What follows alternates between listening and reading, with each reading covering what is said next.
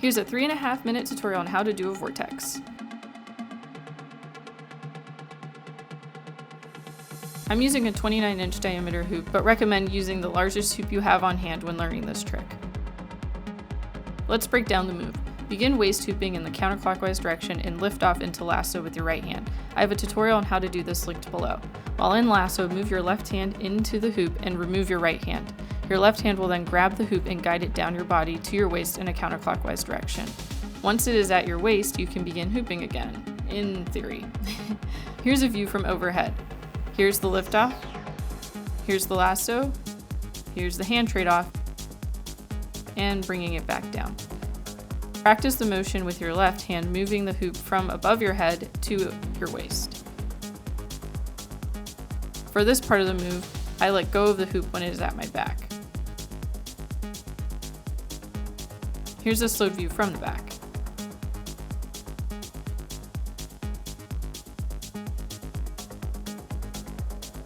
We will now take out the extra rotations in lasso and waist hooping.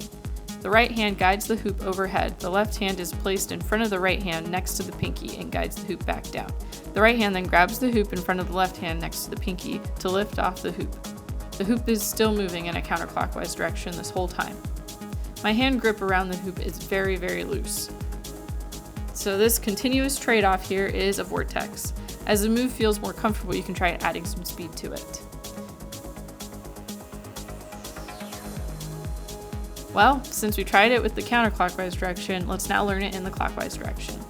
Begin waist hooping in the clockwise direction or towards your right. When you feel ready to, lift off the hoop into lasso with your left hand. While in lasso, your right hand will meet your left and your left hand will exit the hoop. You will then guide the hoop down in a clockwise direction with your right hand into waist hooping. Here's a view of this breakdown from the back.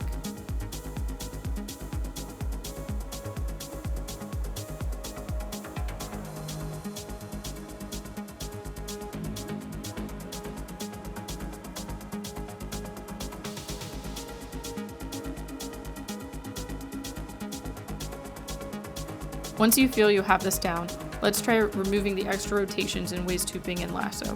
Bear with me, this is my weaker side, but essentially your left hand lifts off the hoop overhead and your right hand will then meet your left and take the hoop back down to begin the move again.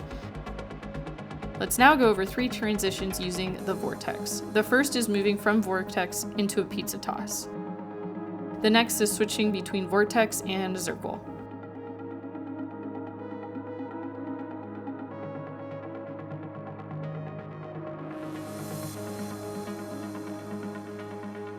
And the last is to move from vortex into a walkthrough into a wedgie. Woo, a 3-part transition. I hope you found this tutorial helpful. Please check out my hula hoop playlist if you want to learn more beginner hula hoop tricks. Bye!